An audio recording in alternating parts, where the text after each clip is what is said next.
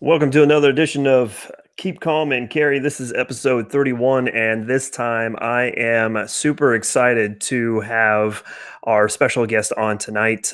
She is a very accomplished individual, and we're going to get into that here in just a second. But just so you guys know, we've got a lot going on. Please forgive how I sound right now. I am fighting the crud. It just jumped up on me yesterday, and I am trying to shake it off as best I can. I think training inside a 55-degree cave for about 6 hours with only a thin sweatshirt probably didn't help me much. But we'll get into that here in about a week when I throw together my training video and talk about the guys over at S&S Training Solution. Good group of guys. If you're in the Kansas City area, you need some training, they can hook you up, and we will talk about that here in just a second. But let's get into the house cleaning. First and foremost, I want to say thank you to all the Patreon members. Of course, naturally, I can't do it without you guys' support. I can't do it without the support of fitandfire.com. If you guys are interested in checking out some things of what I'm doing as far as EDC stuff, I've even got a new hunting tab. So if you guys are interested in seeing some of the products that I use for hunting, or even just my AR-15, AR-10 builds, you can swing on by to fitandfire.com. Most of that stuff goes to affiliate links, and that it really helps out the channel because I get a small commission at the same time I'm trying to save you guys money. Should have some sales still going on. I posted some videos last week with all the different Black Friday, Cyber Monday sales, and some of those should still be going on. You can still find those over on my website as well. And then coming up this week, I have a brand new Aero Precision rifle that I get to share with you guys, and it is going to be a humdinger. Let me tell you, that's what the old people say, and I'm okay with that because it is the bee's knees, and we're going to have a lot of fun unboxing that. It's already been unboxed. I've already taken it to the range. I've already sighted in the scope, and it is ready for this Wednesday's opener of the whitetail deer season. Well, deer season here in Kansas anyway. So without further ado, let's get into tonight's live chat. I'm super excited to have Kristy Titus, and like I said, she is rather accomplished. I have a list of different things that she is all about. She is the host of Pursue the Wild, featured member of the Rocky Mountain Elk Foundation Team Elk. She's a NRA news host on tips and tactics, and NRA certified pistol and refused to be a victim instructor, also an RSO. She is the Eagle Eye, Kristy Titus from Pursue the Wild. Kristy, how are you doing? And tell us, what is Pursue the Wild? Oh my gosh. Well, thank you first and foremost for having me on, and obviously for all your partners that make this podcast possible. It's always great to have a good message that gets brought out to the Second Amendment community, which obviously we're both proud to support. Pursue the Wild is my digital television series, which airs on Amazon TV, YouTube, Facebook, Instagram TV, basically any kind of digital platform. And it's an episode, which would be a full, what I would call 8 to 16, 20-minute episode, 1 week, followed up by a tip or a tactic. So that episode can be shooting sports related. It can be hunting, big game, fishing. And then the following week, I would kind of just supplement it with, kind of info, like product information, new gear, reviews, just tips and tactics to help you become more proficient as a shooter or outdoorsman or woman. Outstanding. And I have been able to take a cursory glance not only on your social media aspect on Instagram. I'm very connected into Instagrams, where I usually am found most days, and then also your YouTube channel as well. It's really well done. I'm very, very impressed with the quality of your digital media. Everything that you're doing is pretty freaking awesome. So, yeah. So, real quick, something I didn't do. I didn't go say hi to the chat room. You guys got to keep me in line here. Hey, chat room. What's up, everybody? So Big Al was first in, and he also had a request that that we just keep the camera on you and not me. So be nice, Big Al. So sweet. Thank you, Al. So we've got, like I said, Big Al was in there first. Tim, the gun snob, Gigi, LF Gigi. Let's see. And might I add, Mr. LFG got a very, very awesome gift that he unboxed this weekend, and pretty freaking awesome. If you've never seen a nickel Colt single action army revolver before, it was very, very beautiful. So congratulations to you. We've got, let's see, Trey or Special K, the Grim Reaper, Cassandra dropping in. Good to see you. Let's see, Kevo, Andrew, and that just about rounds up. Mr. White, good to see you there. Benjamin, thank you guys so much for dropping in. Josh Binware channel. Hey, he's a new guy. I think he dropped in today because of Frank. Frank, you're an awesome guy. Appreciate it. We love you, Frank. Yeah, there you go. All right. So, sorry, I'm kind of out of order tonight. You're all good. I'm a little foggy. So, we've mentioned that you're part of the Rocky Mountain Elk Foundation, and obviously you're very, very profound in hunting. What got you into hunting? What was the one thing that you remember back to say this is where it started? There's not like a start. It's just who I am. It's what I've always done. I grew up hunting and being in the outdoors and around firearms, and so to me, it's part of my DNA, if you will. So there isn't really like a quintessential moment where I'm like, oh, this is where things changed for me. My dad and mom had mules when I was growing up, and we would pack into the backcountry and, public land, DIY, fair chase hunting, and did that whole thing. So it was really great. And, it's great. I have no point in life where I'm like, oh, I'm going to have this profound life experience change. It's just part of who I am. So with that being said, as a woman in the hunting industry, what has been your good and or bad experiences, and what do you feel or do you feel that women are somewhat underrepresented in that kind of industry? No, when I first started hunting, as a kid, it was more of a challenge for girls for sure, because we had a lot of gear issues because things were made for men and, typically 6 foot, 200 pounds, right? So if you're a small guy or a small girl, things just don't fit people well back then. Now, there's boots for all sizes of people, ladies, and, Cabela's has done a great job bringing in great footwear for women and clothing and gear. And I've got some great partners like Cryptic, my clothing partner. They have a fabulous camo line for women that really fits even the tiniest of girls. And so the things and hurdles that I kind of struggled with growing up really have kind of been paved the way. And I was kind of a part of transforming that landscape early in my career. I helped establish some women's hunting clothing lines and some other brands, and really proud to have been part of that kind of pioneering spirit. But there's been some great ladies that have really paved the way to make it to where girls like me can come and hunt. And I feel like I've even paved the way for a lot of the 20 somethings that are now coming out and hunting and even younger, obviously, as well. And that's awesome to be such a positive influence to not only those people to your left and right, but also to the younger generations is very, very important. Especially, I don't know how you feel about this. My perspective, and you can correct me if I'm wrong, because you're a little bit more plugged into the hunting industry than I am. But would you say that hunting for younger folks is becoming more and more of a challenge to get them plugged into that? Certainly, because what we're seeing in households, even that have kids that have parents that are active hunters or outdoorsmen and women, only 50% of those kids really are interested in hunting. So what we are finding is even in households that there is hunting, activating kids is sometimes a challenge. And a lot of that comes from our school systems and, which I won't even go into that. We're going to stay out of that one.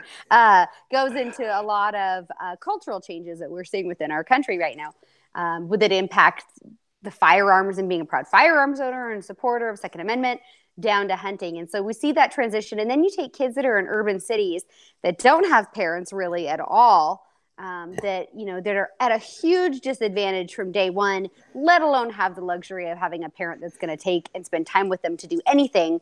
They definitely don't have somebody there to go hunting or serve as a mentor. And so we're just seeing a dissolution of that family unit that's really impacting kids being in the outdoors. And so there's some really great programs and people out there that are trying to change that. So that's great. What do you think would be one of the better organizations out there right now that you really like to put your weight behind as much as possible? There's so many. Raise them up outdoors. That gal does a really good job of getting gear into the hands of kids. There's a lot of really good programs called the Northwest Ladies Hunting Camp that I work with Candy Yao on that as an instructor for women. So there's a lot of women that are like, hey, I'm 30 or I'm 40, or hey, I'm a recent empty nester. My kids just moved out.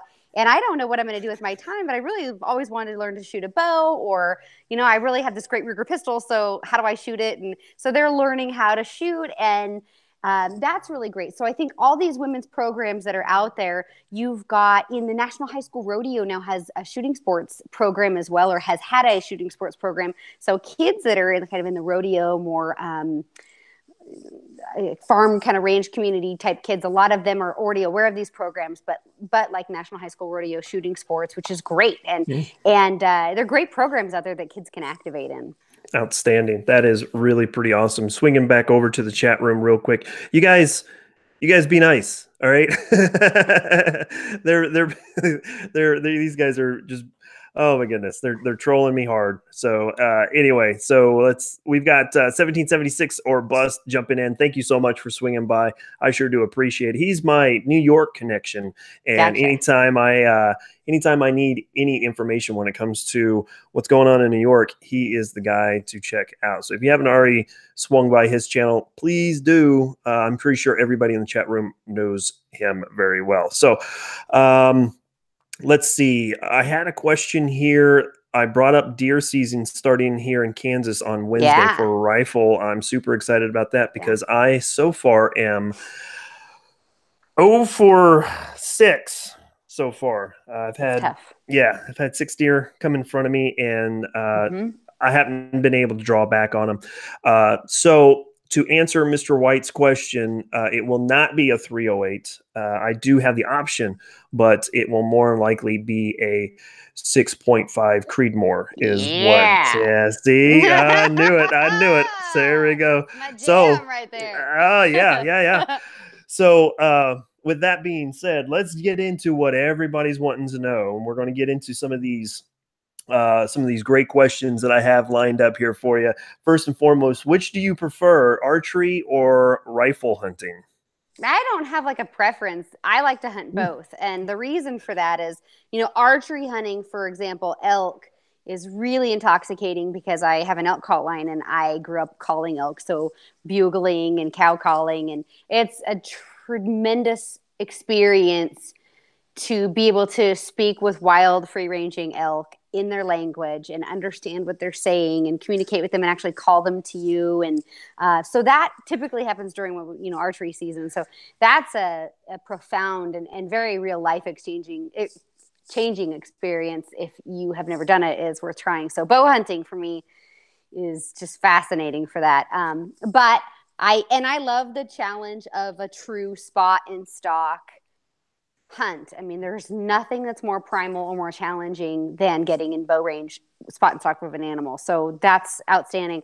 But I'm a gun nut. Like, I love to shoot. My hobby is shooting guns. And, I'm not like a competitive archer. I love shooting bows, but my passion is shooting guns. And that to me just, awesome. Yeah. So I'm going to go out on the limb here and say that your favorite game to hunt would be elk. Is that correct? Absolutely. Oh yeah, hands down. Yeah, for sure. And one of your newest videos, I believe it just came out last week, was your elk hunt. Is that correct? Mm-hmm. So tell me about that. What without giving away too much stuff going on into the video, tell me all about it, because that is like one of my bucket list items. I really want to get out to Colorado, Wyoming, Montana, and get in on some elk. But there's a lot of different challenges on doing that. What was the best part of that hunt? Tell me some of the emotions that you were feeling as you're trying to call them in, and so on and so forth. Well, I was doing a combination of trying to call and sneak. So, what you encounter when you're hunting elk is big herd bulls that have cows. Like, they've got lots of girlfriends and they don't really want to leave them. And a lot of the times the bulls are calling to attract other cows that are in estrus or heat, or, however you guys want to word it. So a lot of times they want to stay in that group. So with that hunt in particular, I was doing a combination of calling and then also stalking. And I passed on a couple smaller bulls because there was a couple just monstrous bulls that I was going after, and slipping in to get in bow range on those elk when there's that many eyeballs watching you, and you have all these different factors like the wind, and then they're going to feed or bed, and so you're trying to catch them kind of in a transition and knowing what they're doing, anticipating that. And it was a lot of fun. I had lots of close calls. 100 yards was like my number all week. Like I was 130 yards, 115 yards, 88 yards, and I just was always just a little out of range every time. So it was a very exciting hunt, though. Yes. What would you say for archery? What would you say is your comfortable distance that you would say, okay, if it's out past this, I will not take a shot? Well, and my answer for that is always going to be it depends. It depends on what the animal is doing. It depends on how their body position is. It's going to depend on the state in which the hunt is taking place. If I have a bull quartering away, it's 60 yards feeding, I'm probably going to take that shot because he doesn't know I'm there. He's relaxed. The chance of him ducking my string's pretty minimal. But they are going to react even if they don't see you. So it always will be depends. And that's where it comes down to being a hunter. You have to have ethics, and you always do what you feel, number one, is your statute of limitations, I call them when I go hunting. You always have to know what your limitations are and have a hard spot where you're like, no. So for me, I had bulls at 80 yards. Well, I need 20 yards on them. It's a hard no for me, which sounds very minimal, but it's a hard no. I can't do it. It was 26 steps for me. My little short people steps. But it's too far, and so you have to have where you're going to draw the line in the sand on, okay, yes, I'm comfortable and where I'm not. And then, you don't take a 60-yard shot on a bull that's quartering to you, or a 60-yard shot on a bull that's watching you as you draw your bow. He's going to jump, So it depends, the closer, always the better. And the more you can give respect and reverence to that animal, and the chance that, you're hoping to take their life, you want to do it humanely, you want to do it respectfully. And, the worst feeling in the world is losing an animal. So that's always the answer. And that was one of the most important things that came up in a discussion between one of my close friends who kind of taught me how to bow hunt, and, myself, and I'm just trying to, how do I get into bow hunting and ensure that, I'm not going to take a bad shot. And then if I do, then I've wounded an animal, and I'm just going to break my heart. You have to live with it. Yes, exactly. And, this is going to sound very, very harsh, but my buddy Jason, he looked at me and he said, we don't want to do that. We're going to practice to make sure that you're going to be on it. But if it happens, it happens. And I hate to break the news to you, but coyotes got to eat too, And I was every hunter that hunts long enough will experience the heartache of that loss. Yep. And the best thing that we can do ethically as a hunter, number one, is to understand the animal we're pursuing, and number two, understand our equipment, which is how I got into a lot of long range shooting. It didn't start out, I don't hunt long range, but being proficient with my rifle, being proficient with my bow allows me to be more proficient in the heat of the moment, if you will, and your adrenaline's up and you're not thinking, and you need things to be second nature, not a thought process that you have to be mindful of. Awesome. That's great. Great point. So I'm going to transition back over to the chat room, and we're going to do some rapid fire questions to you, because these are coming straight out of the chat room. I did ask for everybody to provide their appropriate questions, right? Instead of all the other shenanigans that these jokers like to get into as well. But no shenanigans. People. No Come shenanigans. on. No shenanigans. This is G-rated. Right? That's right. So, and no Super Troopers reference to shenanigans either. So, all right, so I went through, let me back up here, and the first one comes from Gigi, LFG. Gigi is asking, what is your favorite firearm to hunt with? I think I know the answer, but I want to hear it from you. So I have two different trains of thoughts on firearms as far as calibers, but my go-to this year has been Ruger American chambered in 6.5 Creedmoor, and I'm a huge fan of the 6.5 Creedmoor because it's great ballistics, low recoil, and it can, has the terminal knockdown power. It really does. It doesn't have quite the energy that, let's say, like a 300 Win Mag will have. So my other go-to gun is a Ruger FTW Hunter, and that's a Hawkeye. It's on an M77 action, and that's in a 300 Win Mag. And that gun I shoot my really big, heavy bone big game with. So you're talking moose. I shot caribou with it, but anything that you really want to pack a bit more energy and punch. So those are kind of my two go-tos right now for hunting. Do you think that the 6.5 is good for elk? Is it adequate? Mm-hmm. Okay. Absolutely. So I took my biggest bull, which you guys can watch on my YouTube channel. It's I think it's called the Mount Dutton Hunt. I'm trying to remember the name of the title of the hunt, but I took that bull with a 6.5 Creedmoor at 600 yards and dumped him. So wow. It's all shot placement and good bullets. Hornady makes really good. The Precision Hunter ELD Max are amazing. So the ELD bullets, they just really, really perform, and Precision Hunter is a great lineup. So the bolt's going to perform different at different distances. So, at closer range shots, the bullet's going to be a little bit more explosive. At longer range, you're going to have more of that heavy boat tail bullet with the mushrooming out. And so it's going to have more weight retention at slower velocity. So that bullet's going to help you be successful at closer range shots and then also longer range shots. So it's great. Awesome. So Keith wants to know, and I don't know if this is something that you do or not, but what is do you carry on a regular basis, concealed carry? And if you do, what is your carry gun? So I do carry quite frequently. I'm a concealed carry holder, and I can teach concealed carry. I have a Ruger LCP2 that's chambered in a 380, and I carry that a lot because I can slip it in my cowboy boot, which I wear cowboy boots a lot, knee-high cowboy boots. Nobody will ever know. Even if I'm wearing like jeggings, like you don't know that gun's there. I can jog with it, so I jog with a fanny pack. It's just something I can keep and have on me, and it's not heavy. It's not obnoxious. And it's just easy carry for me. Outstanding. The Grim Reaper was wanting to know, Kristy, what is your favorite or best prize during a hunt? Prize. Trophy, I guess, would be. Oh, boy. For me, I think the biggest thing for me is if you guys watch my episodes, I am about experience. So I'm not one of these hunters that's tagging giant animals. It's not about like, oh, I tagged this world-class trophy as far as antlers or things like that. That's really not it for me. I hunt a lot with my dad. We have mules. We do things really old school. Like this year, which I'll launch this episode right after Christmas. It's my my Oregon deer hunt. I did a public land deer hunt here, and I had my butt kicked. It was public land DIY, and I don't own a four-wheeler.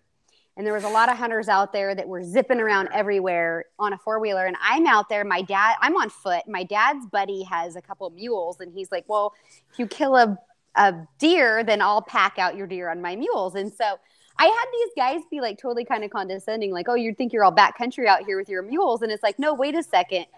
I've made choices that I feel like I carry a legacy within me that's important to pass on, a tradition. I choose to not hunt off a four-wheeler. I choose to bring my mules, and I choose to be on foot, and that's how I hunt. And so for me, if you watch my shows, I try to tell a truly unique story and not just a trophy. Yeah, that's great. Makes sense. Yeah, no. So, like Montana, I didn't tag a bull at all. I didn't harvest a bull. I could have harvested a bull. I didn't. But that hunt was so unreal for me. If you guys watch that, the experiences and the intimacy with the animals is just like, it's profound to me.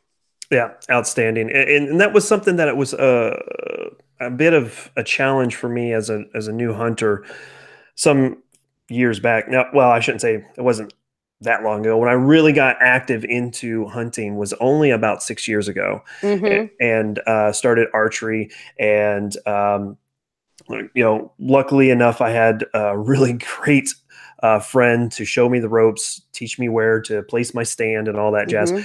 And I was so frustrated. I sat in a stand three times a week, every week for 6 weeks, and would have deer come in, and I'd take a shot, I'd miss, or whatever the case may be, or I would just I did not that see this any. year. Don't feel bad. We all do it. There'd be times that I wouldn't even see a deer, and I'm just like, oh my goodness. I mean, I was so frustrated. I was ready to quit.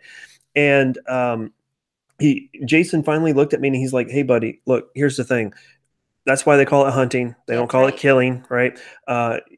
Your good days, and you gotta have to build up to it, but your good days are going to be the days that you see a deer, not take a shot at one, or you see something new in the wild that you've never seen before. You know, and those are going to be your good days. And so the last time I was able to get out was the weekend before last. Set my stand. I saw 6 deer, 5 of which were within shooting distance, but just because of the way the branches were hanging or whatever the case may be, never got a shot. Exactly. But the fact that I was in my stand, the fact that there was activity all around me within 20 yards, all of that just meant I was doing things right. And I got to see some things that I'd never thought I'd see before. So that's what I take away from now. If I can get into my stand and see something, I've done something right. So yeah, that's awesome. So Andrew wanted to know if you have a dream game. Is there a type of game that you haven't had a chance to hunt yet that you would like to get to? Oh, you know, there's so many things that I would love to hunt. It's like the whole entire sheep species minus the Dall sheep. I would love to hunt one day. I truly am an adventure hunter, and I love mountain hunting. And for me, if you watch a lot of my hunts, sometimes in the middle of them, I'll look at my field producer, Nick, and I'll be like, why do we do this? Because this is hard. And I like those kinds of hunts where you really physically earn it, mentally earn it. The game's in really, really remote, very challenging areas. I took a mountain goat last year on the 8th or 9th day of a 9-day hunt, 8th day of a 9-day hunt.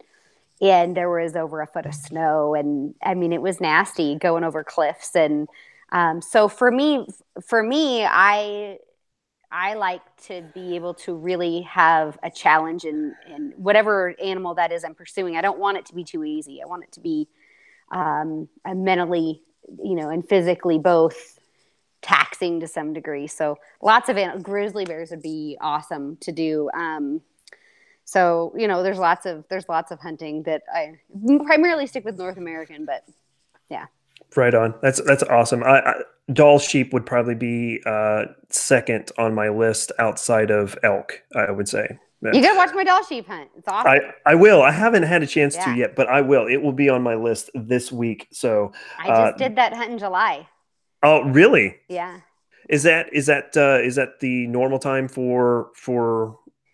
Yeah, so I hunted opening week in I think it's somewhere around the 17th of July. I don't remember the exact dates, but somewhere in that range. The thing when you go to the Northwest Territories, you're on the edge of the Arctic Circle, and so it can be 90 degrees or it can be snowing. And September up there in those high, they're not necessarily high altitude mountains because the elevation's really not significantly high, not anywhere near like you're going to find in Colorado. But the weather can be really, really nasty. And so you have to go a little bit earlier. You can't push. It's not safe to push into October and things like that. Right on. I can understand that. So here's a really quirky question for you. I don't know if you've had the opportunity, but another great inspiration for me as far as hunting goes, and this is really off script. Have you had the chance to meet Steve Rinella yet? No, I haven't. Steve does a lot with the Rocky Mountain Elk Foundation. I read one of his books. He's a peculiar man.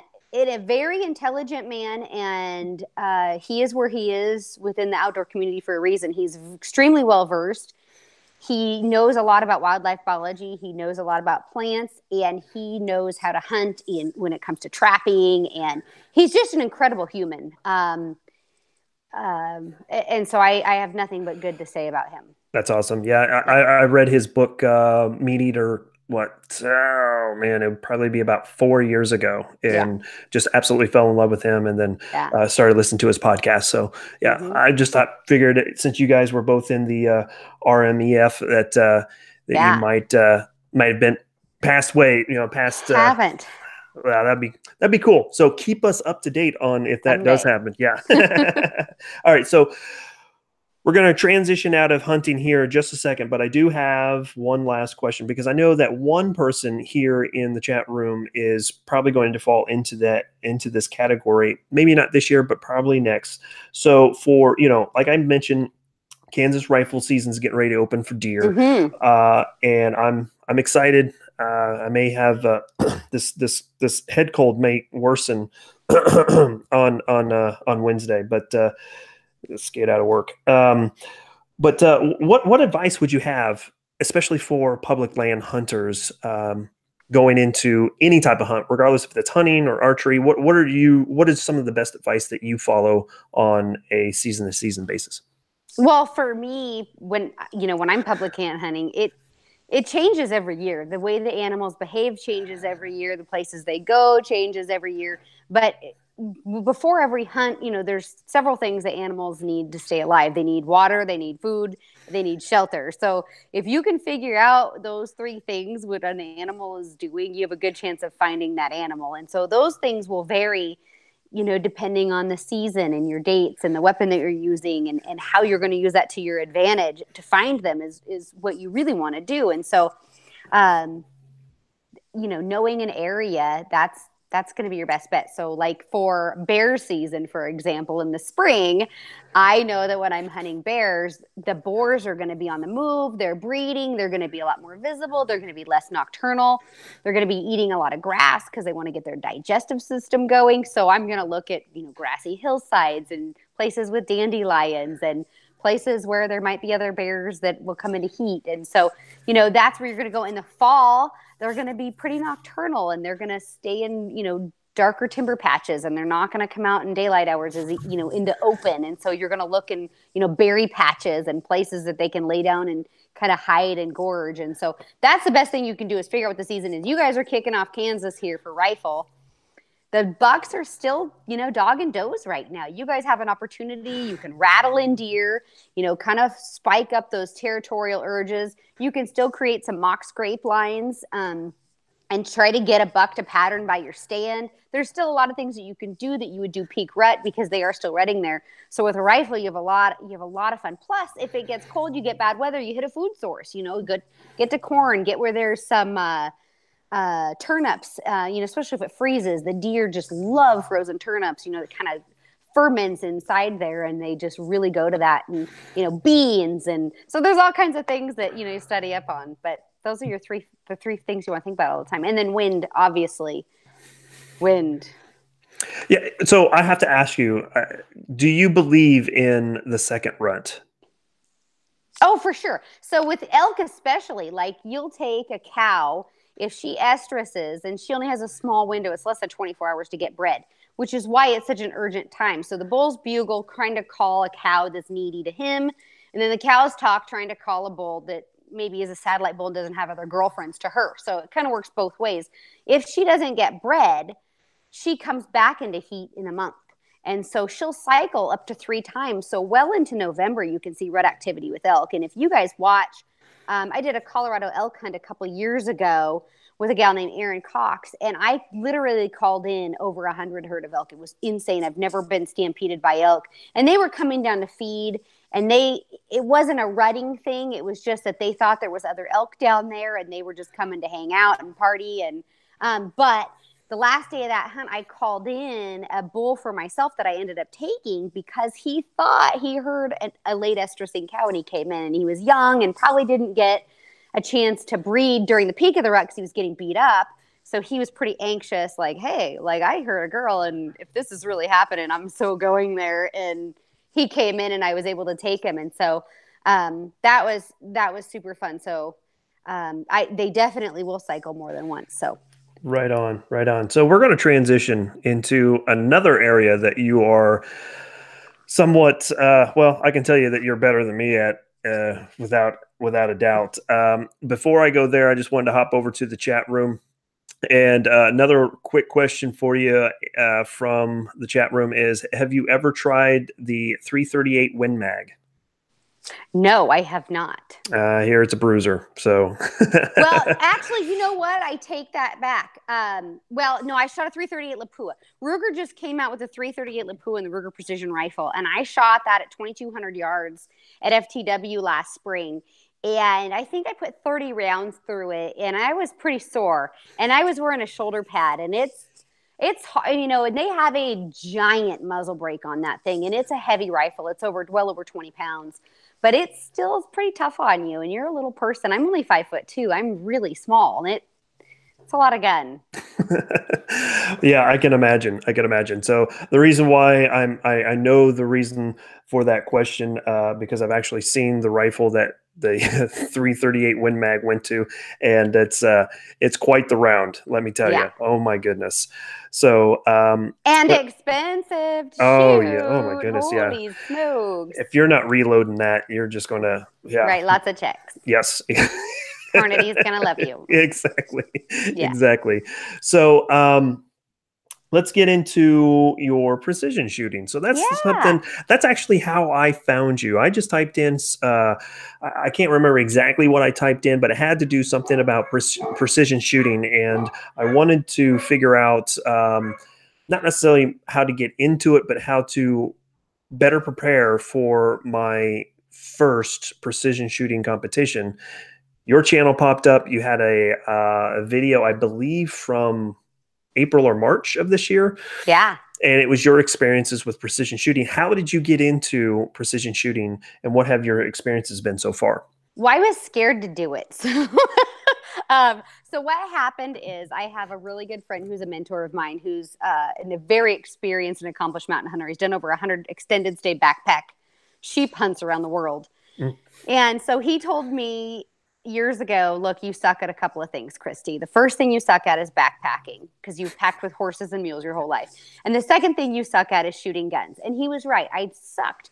I could shoot 350 yards and in on a good day, and I really wanted everything at 100 yards. And when you're big game hunting out west, 400 yards on a mule deer is common, like antelope especially. So I was finding myself on these really great opportunities to harvest animals, and I wasn't competent to take those shots. And so I think it's been about 7 years now. I started training with Magpul, and I trained. I've done all of their classes at least once, some of them up to 4 times. And I just really loved shooting, and I loved going to shooting schools. And, I had a huge gear shakedown. I mean, the first time I showed up, I brought my 300 Win Mag hunting rifle, and I was like, oh, I got this. And it honestly wasn't horrible. My recoil wasn't bad, but at the end of the day, it felt like I'd been kicked in the face by a donkey. The concussion from the muzzle brake and the heat, I was just hammered. And so I ended up borrowing like a 20-pound 308 from the instructor, and I shot that instead. And I gear shakedown, learning the differences of match ammo and hunting ammo, and the differences of, a heavy rifle versus a light rifle, and being able to dial, and, how to use your reticle. And so I spent the last, 7 years just a student of the gun, which I'm always going to be a student of the gun. The more I learn about firearms and shooting, the less I know. And so, and I still say things like I'll jumble my words in my excitement inadvertently. And then that just comes because I'm not, an author of a gun book, but I love shooting. And so what happened is I went to FTW and I shot with a bunch of the Ruger engineers, and they were, we gun geeked out for a week, and they're like, hey, there's a PRS match in Dalton, New Hampshire. Let's all just go shoot it together for fun. And that way none of us feel dumb if we're not good, because we're all novices at long range shooting. And so we went, and I've been hooked ever since. And so this last year, I think I hit like 6 matches. So this was my first year, this last year, really in the competitive long range shooting world. And it was really intimidating to get into because, they are the best shooters, in the civilian shooters. And a lot of them are ex or active duty military. So it's really the best shooters in the world there. And you're supposed to, stack up next to them. And,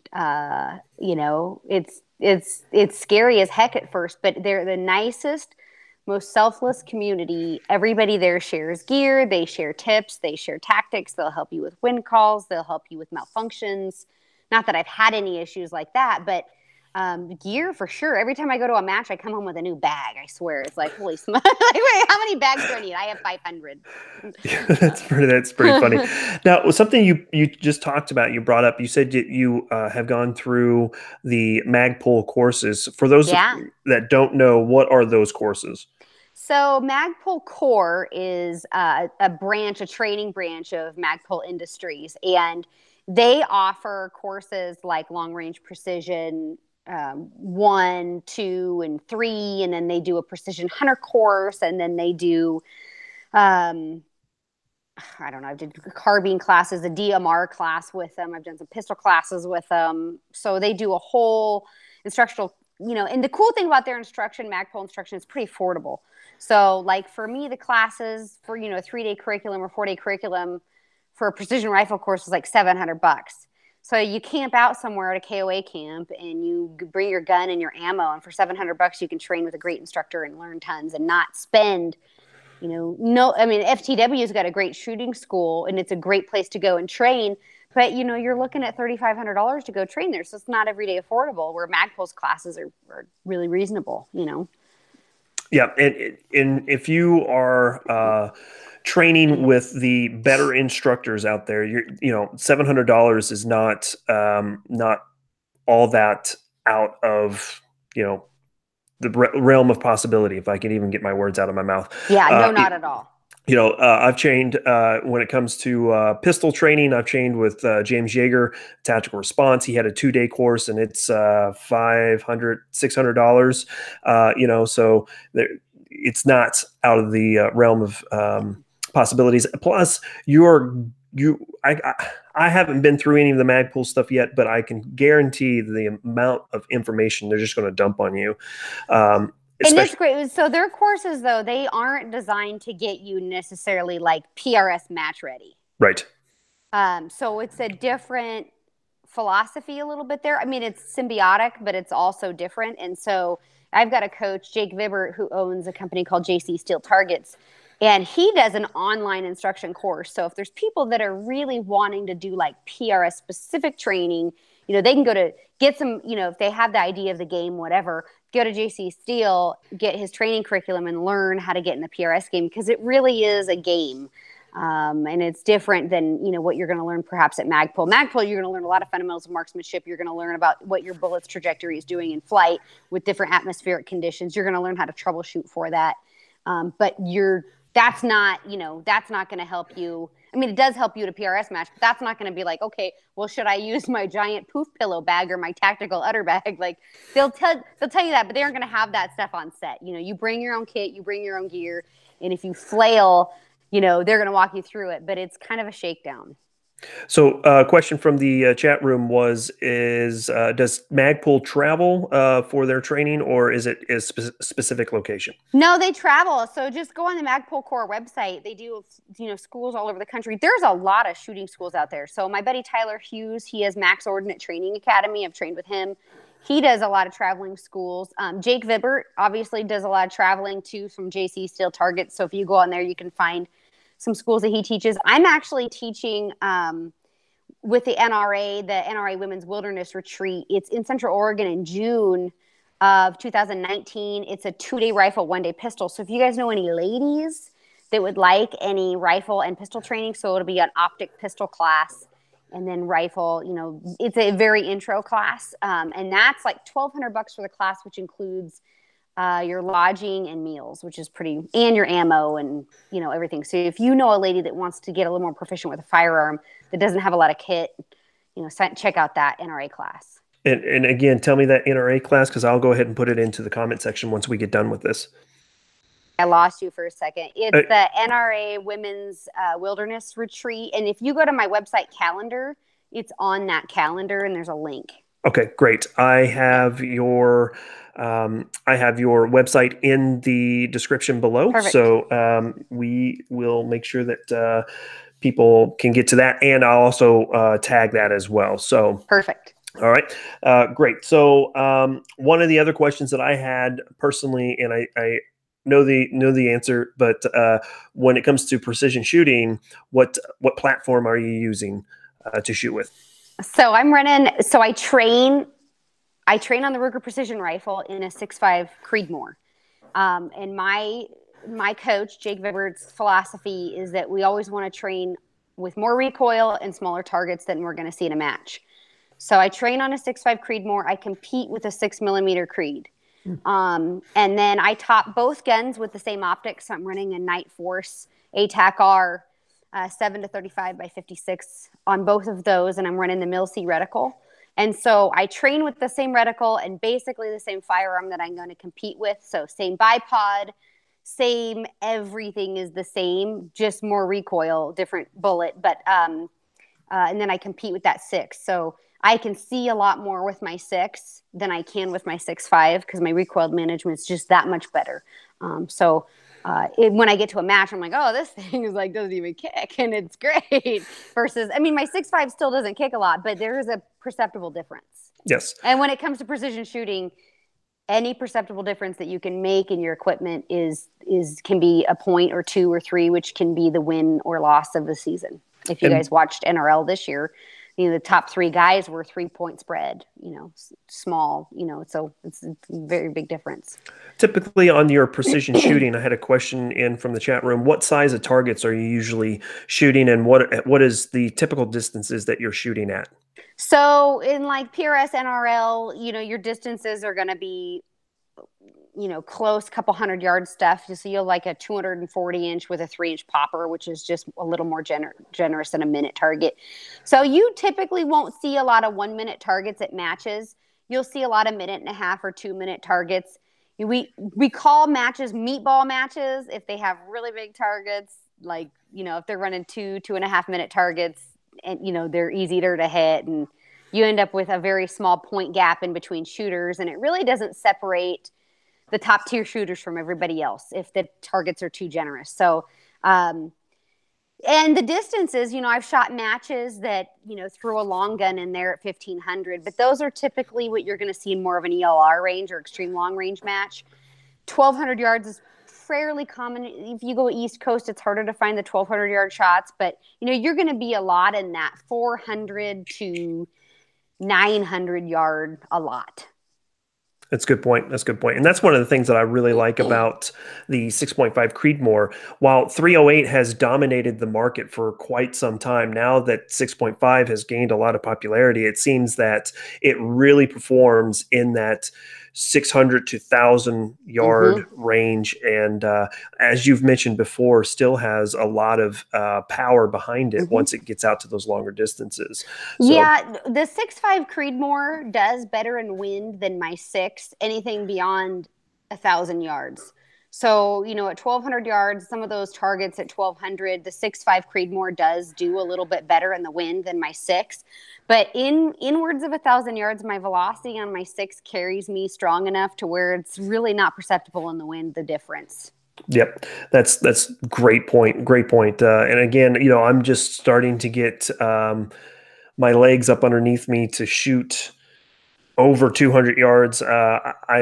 With the Ruger Precision Rifle that I'm running, and the optic that I have on it, 200 yards is nothing. That's a chip shot, and I'm surprised. Yes, but it wouldn't be a chip shot if you're shooting, 200 yards with an inch popper or an 1.5-inch popper. Now you're talking like I have a 240-yard target at home and I have a 3-inch popper on it. And that thing kicks my butt. And my fundamental application and positions has to be absolutely perfect. My follow through has to be perfect. And it is an honesty checker. And I use that to see if I'm shooting honest that day or not. And if I'm meatballing and just throwing stuff everywhere all over the range at distance, I'll true myself on that close target. And I'm like, okay, well, I'm being an ass. Like, I need to clean up my stuff here because this is not good. And so just because if you have a close range doesn't mean you can't become a proficient shooter, right? Like, you can do it. You just have to make your targets really tiny. Turn them in, take a golf tee and turn it on its side. Yeah, stop patting yourself on the back for hitting, your 66% IPSC at 200 yards. You're not going to win any matches shooting that. Let's make them smaller. Yeah, that's brutal honesty right there. So a fact. And a lot of guys like to hear, and gals like to hear steel ring. But you don't get better unless you fail. And because you have to figure out how you're failing. I've had some matches where I was on a target, I'm shooting out of a school bus window, and it's a super unstable position. And I'm waiting for my trigger to break and waiting for my trigger to break and waiting for my trigger to break. I'm like, man, I got to get a different trigger. The Ruger factory trigger is great. There's nothing wrong with it. It's not light enough. So I went with like a 16-ounce ultralight trigger so that Oh when my I'm on that goodness. target, like I'm breaking shots. That's you breathe on it wrong, it's going to go No, off, right? it's not that bad, but it's light enough to be responsive when you want it to be responsive without having to disrupt your sight picture. So a couple questions, additional questions from the chat room is, what ammo do you use, and do you change manufacturers depending on whether you're hunting or precision shooting? No, so I shoot, sorry about that. My battery says it's low. I might have to plug in my phone. Absolutely. So I shoot Hornady ammo across the board, and I shoot match ammo when I'm hunting. And so one thing that, like, as a precision shooter, you really want to watch is your standard deviations. And a lot of guys hand load because they can get single digit standard deviations. And, you know, that the tighter your velocity spread is, the tighter your groups are going to be at distance. So you want your velocity difference to be negatable between your first round, your second round, third round, fourth round, fifth round. If you have a 50 foot per second deviation in your velocity in between shots, you know, you may break your elevation correct on one shot. Well, your next shot, the elevation is going to be all cattywampus at distance. So one thing about Hornady, you know, their factory, everything, all of their bullets are built with exacting standards. So every bullet is exactly the same.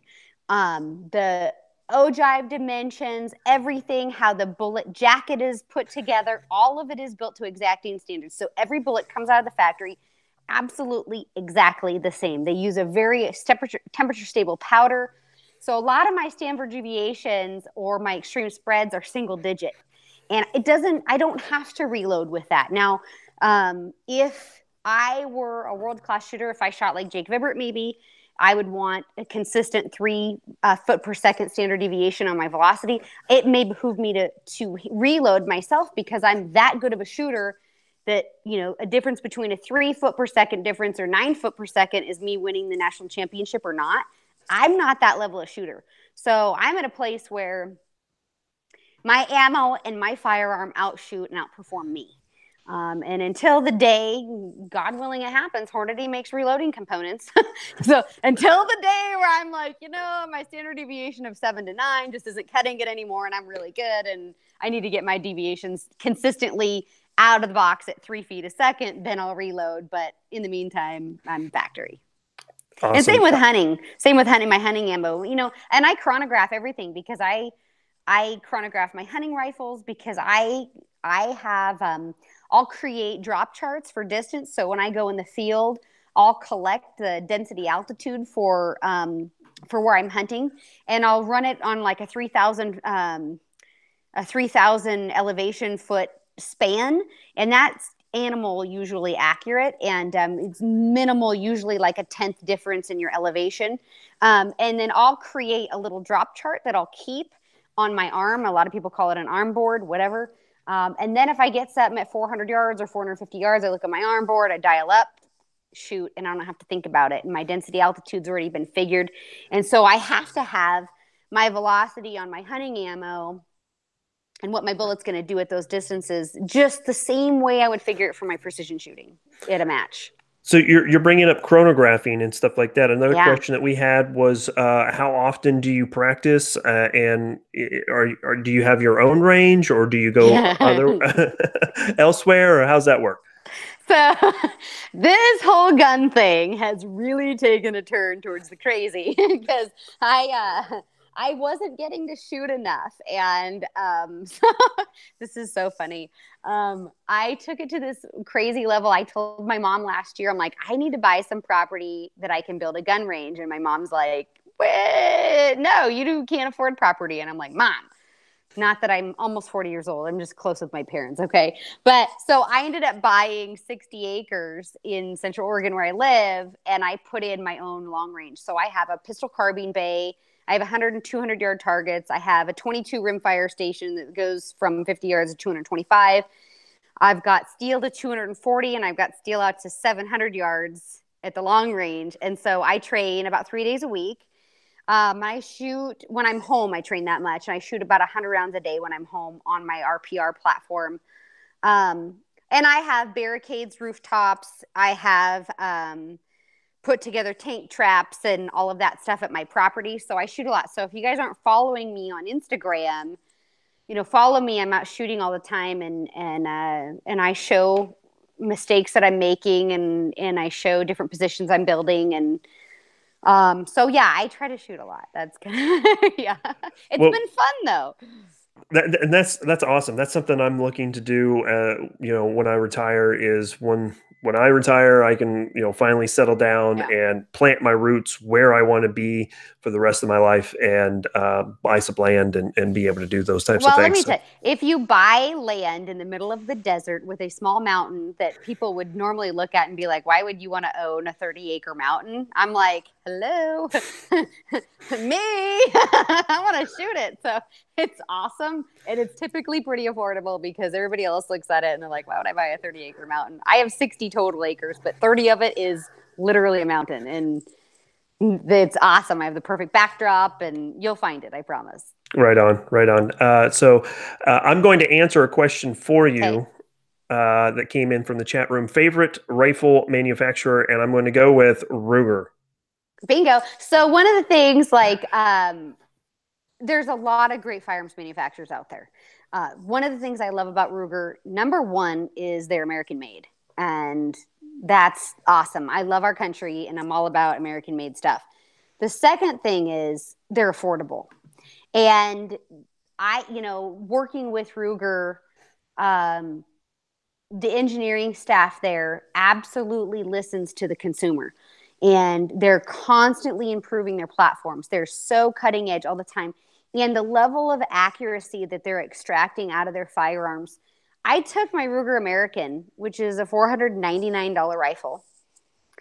It shoots a sub half minute of angle group with Hornady Precision Hunter ammo. And I took it on a $25,000 sheep hunt. It was a $500 gun. I mean, the gun is accurate. And so you don't have to spend $3,000, $4,000, $5,000, $6,000 to have a rifle that shoots with precision. And whatever platform you're shooting, Ruger's really, really come a long way with that. And I'm really proud to be part of that. And the other thing I love about them is they make a diversity of platforms. So I shoot, I'm a hunter. There's a lot of companies out there. They make great hunting rifles. They don't make any other platforms. They make, I'm a hunter, so they have great hunting rifles. They've got precision rifles. They've got fun rifles like PC carbine. I mean, how awesome is that? They've got the Ruger Precision Rimfire, which is like the little brother to the RPR. So if you have kids, or you just want a really awesome looking trainer, if for a precision shooter, they just have everything. They have everything for everyday carry. And their new Ruger Security 9, if you haven't shot that gun, you need to shoot that gun before you ever buy another Glock, because it is amazing. And just, so yeah, that's kind of where I'm at. Well, that's actually pretty interesting, because I have had several comments in my YouTube videos asking me to take a look at the Security 9. You should. Have I shot it? No, I haven't shot it, but there's been some calling to say, come on, let's get a video on this. So yeah, you really should shoot it. It's my favorite pistol to shoot of the Ruger semi-automatic lineup right now. That's what I shoot. It's not what I carry. It's a little big for me because I'm so small. But it's if I'm at the range and I'm shooting and I'm running, doing some carbine drills or some drawing from the holster drills, things like that, it will fit at a Kydex holster that's built for a Glock 19. So there's some saving on some gear there too. So that's awesome. That is, they are pretty awesome. I've had a lot of fun with my RPR. The most accurate rifle I've ever pulled out of the box and ran ammo through it. It didn't matter what ammo I was running through it. I was still getting about an inch or less groups at 100 yards. And for me, that is exceptional. So an inch group at 100 yards, your gun will do better than that. Yes, it will. Sure, I know it will. We'll get you there. better. The gun will do better than that. I promise you. Yeah. So, but a lot of love for Ruger in the chat room. I really appreciate that. Someone's asking if you've ever shot a Ruger number one, which would be a very very old Ruger, but yeah, there's I do have one of their muzzle loaders, and I have a couple. I do a muzzle loader hunt every year with my best friend, and they sent me their muzzle loader out of their gun library, which they had two of in stock, and I have one. And it is literally like 25 years old. It's so old, but it's beautiful and it shoots. And I don't care really, how old the rifle is or pistol or whatever platform is. Time does not diminish the amazingness of a firearm. It makes it better. Yes, it does. It absolutely does. I know that my brother, he picked up a Ruger 1911. It was his very first pistol, and he just, it hadn't been in love with that. You have to shoot Doug Koenig's new. Have you guys seen Doug Koenig's new competition series for Ruger? We have a new custom gun shop, and Doug Koenig's new 1911. If you guys like 1911s, you gotta check it out. I've got a very special sweet. place in my heart for 1911. So Yeah. you're It's making so my pretty. project list a little bit too long here. Oh, So the grip is amazing. Doug did an amazing job. So this is the other thing I love about Ruger is they have people like Doug fly out or me fly out, and they talk to their precision shooters, and the engineers say, okay, well, what do you guys want in a platform that we're not doing? And Doug's like, dude, well, if I'm going to shoot for Ruger, we've got to come up with a custom pistol because I'm a competitive shooter. And, something that I can take to a match out of a box and win. And Ruger built that this year, and it's launched. And that's what I love about Ruger. As the game in PRS and the National Rifle League, so any kind of precision shooting, as it evolves, the Ruger precision rifle is evolving every year. And that doesn't happen. They're such a nimble company to respond to a consumer. So if you guys have a want, email it to them because the CEO reads that stuff. I promise you. oh Chris wow, Cloy reads the emails. So it matters. that's good to know. That's very good to know. So, and that actually goes kind of in line with some of the comments that we've had in the chat room, saying that they have awesome customer service. So that's really, really good to hear. Really good to hear. So, we're over an hour. You made this seem like 20 minutes. I don't want to keep you because I know you're busy. You've got a lot of things going on. Just want to wrap things up here a little bit, real quick. What would you say if anyone wants to get into precision shooting? What would be your number one advice for someone to get into it? Watch my YouTube channel. Pursue the Wild. No, but for real, I do have a couple of episodes on there that kind of talk about PRS prep.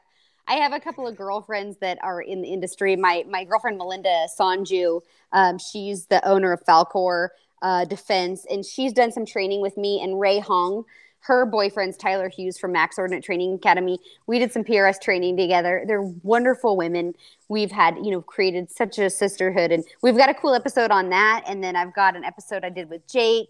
And then I've got some episodes on actually being at matches. And I'm going to tell you right now, rain, snow, sunshine, whatever you're shooting. It doesn't really matter unless you can't see the targets. But, watch some of those videos, kind of prepare yourself for what you're doing. But if you don't understand how to run a Kestrel, how to create a drop chart for your bullet based on density altitude at that time, you really need to learn how to do that because everybody else is running such sophisticated software.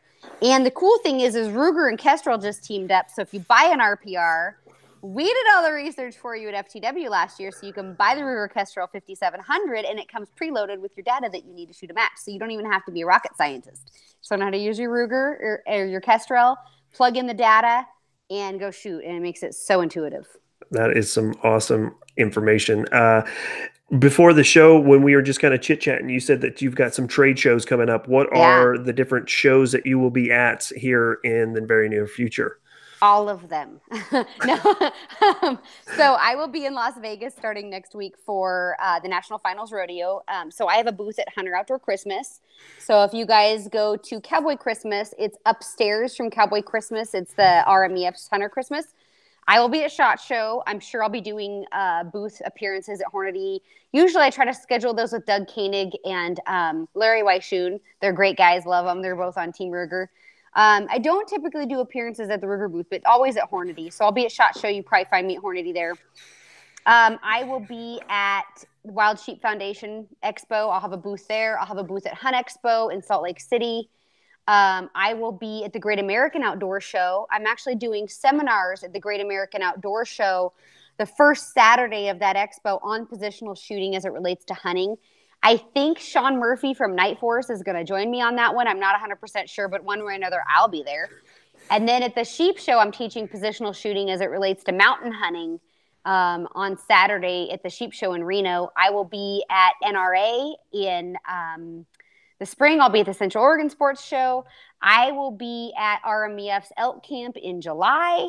And I'll be at matches all across the country. So what I'm going to do when I figure out my match schedule is I'm going to post that up. So anybody that wants to, come to a match, come shoot the same match with me. It's awesome to have, people out there that, are new to the sport that are like, hey, I saw you online and I saw you were shooting this ELR match and I've never shot extreme long range. So let's do it together kind of thing. So I'll kind of, my calendar is just a great place to find all that stuff. Outstanding. And that is naturally on your website, KristyTitus.com, correct? Yes. It's all Awesome. there. Awesome. And Great. then you guys don't be intimidated. Like this was my first year competitive shooting in precision rifle. And the only way you're going to get better is to go and do it. Like the only way to prepare is to go. And so you go and you have a good time and you shoot, you have fellowship, you have camaraderie. At the end of the day, I guarantee you, even the best guys are kicking themselves for, points that they left out in the field. And just go and have fun, shoot your gun, run your equipment, and learn. Yep. Outstanding. I have to ask, it's been bugging me the entire time. What is that thing lurking behind you? I know what it is, but I've had a couple people ask. That's my elk. And then, so on my ground here, I have a red stag, but I haven't had a chance to hang it yet. And then I have a caribou right there. I haven't had a chance to hang it. And then I have a mountain lion there. And I have an elk in here. But, here's the thing. My new gun range I bought, I'm building a house next year. Oh, and these are black bears right here. I don't know if you can see. These are bears. But I'm going to build a new place at my new gun range property. And I'll have a room because my entire garage is full of animals. Plus, I have animals that I can't even fit in my house. So I'm going to do a room that'll be, my memories and some of my fonder moments of life. So pretty excited about that. That's awesome. So you said that you're going to be at SHOT Show. I will be at SHOT Show as well. Hopefully we can team up for Yay. Just at the very least a real quick meet and greet, and I can get my hat autographed by some I'll get mine autographed by you. Stop it. So anything else that you want to put in for your last word before we get out of here? Thank you. Naturally, thank you so much for taking the time to spend with us this evening. But what would be your final word for this evening? If you guys want to join the NRA, if you're not already members, go on my website. I've got a banner on there. You can join. And I'm a recruiter and I have discounted memberships on there. The greatest thing that we can do right now is support our Second Amendment, because there's so many people that don't understand firearms and they don't understand our culture, and we really have to unite. Whether your opinion of the NRA is strong or not, without them, we all fail.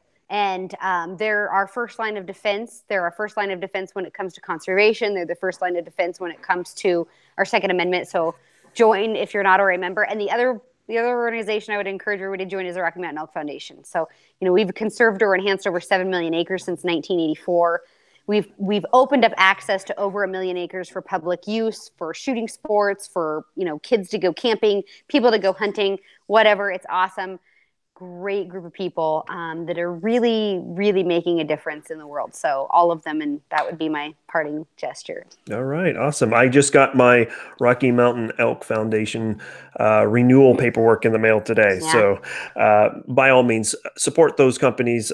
Those are the companies out there that are really trying to make a difference in our hobbies, our passions, whatever you want to call it. They're the ones that there are really putting the rubber to the road Yeah. and making sure that we have a future in those. And of course, naturally, with the NRA and the Gun Owners of America Foundation and the Second Amendment Foundation, all those different organizations out there that are also fighting for our Second Amendment rights. Please support them as well. So, Yes.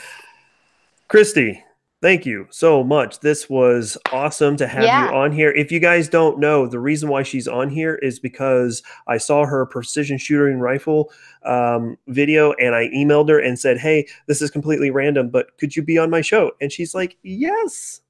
It's so awesome. Well, I happen to be home. I'm not hunting. It's a miracle. It is a miracle. So it wouldn't have mattered. I would have waited until next year when you weren't hunting or trade shows or whatever the case may be. But you did and it look for me. I even decorated Christmas. This you is the did. first time in like 5 years, and I just love I've like Christmas at my house and my reindeers down here. Look at that. I just need them like above the chimney. It's almost like you did it for me, and I appreciate that.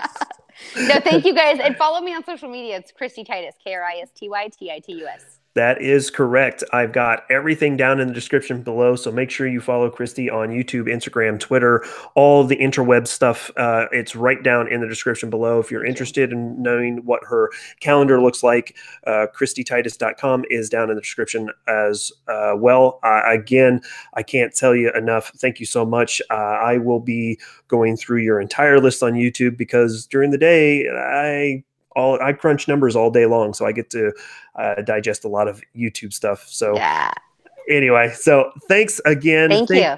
Yeah, I sure do appreciate it. Once things calm down after trade show season and stuff like that, we'll have you back on, or I'll ask if you want to come back on, and we'll just we'll do a live from my gun range. Oh my goodness, that would be so awesome. Yeah, we could do like a demo, like a PRS demo from my gun range. That, you know what would be interesting? I could go out to your gun range and it would be, hey, knucklehead, this is how you do it. No. Yeah, seriously. No, seriously. There's not wrong ways of doing things. There's lots of ways. I just do things a way. You may do it another way, but nobody's necessarily wrong. Touche. All right. So, at the very least, you could show me the ropes, whatever, however that looks like. I'll show you a way. Okay.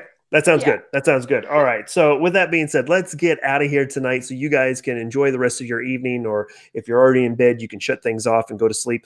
Again, Kristy, thank you. Follow her on social media. Make sure you guys tell her that, hey, we saw you on Fit and Fire. You were great, because you are great. That's just how it goes. And let's get out of here. Let's enjoy the rest of the night. I know you've still got things to do tonight. I'm taking my keister to bed because it's late there. It is late. I finished my orange juice, and it's time to rest. So rest your voice.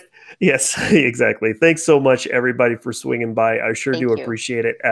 And like I said, we'll get hooked up with Kristy here in the future, whether it be at SHOT Show or someplace else, and bring you regular updates. And we'll get out of here. Thank you so much. Check out her stuff. Description below. Have a great night. And as always, keep calm and carry. Bye, you guys.